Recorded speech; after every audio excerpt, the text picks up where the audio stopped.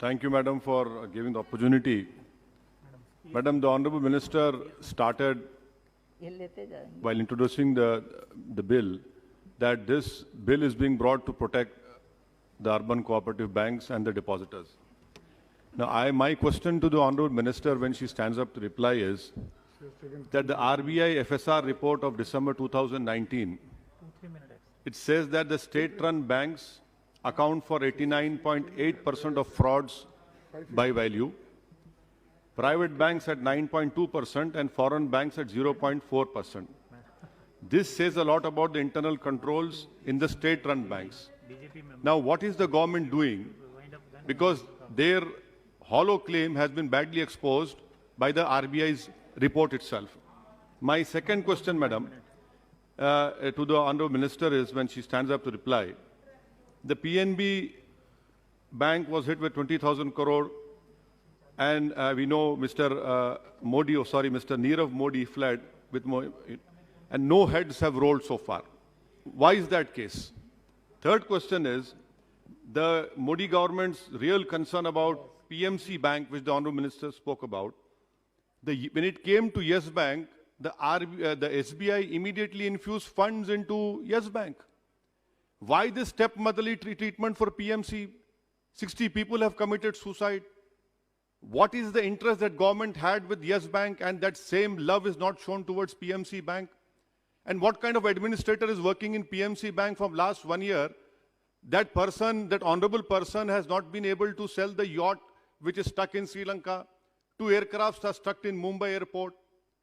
This is the love of this government for PMC depositors who are suffering day in, day out.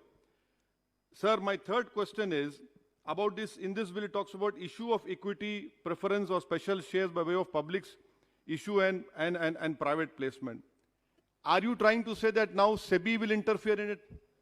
Because this issue of equity and public issue, are you bringing in SEBI? Please enlighten all of us. My fourth question to the Honorable Minister is that RBI is being given power is the government claim. If that is the case, why did Yes Bank, PNB, IL&FS and in March 2020 Franklin Templeton happened? What was RBI doing? What was this government doing? How did they allow all these four important things which happened was right under the rule of Mr. Modi? My fifth question is, since demonetization, the financial industry is slowly and steadily collapsing and showing how regulation by RBI, SEBI, NABARD is completely absent. So the way banks are now suffering, I feel one of the reasons is because of this unplanned Tughlaq-like decision of demonetization. Madam, sir, my sixth question is, this frauds reported by banks, which I said in the first point, about 1 lakh and above fraud has increased by 28%. Who's responsible for this? May I request the government that Bank of Maharashtra, my colleague Mr. Imtiaz Jalil, MP for Aurangabad, is right when he told me that Bank of Maharashtra should not be privatized because it is running in profit. The government should not do it.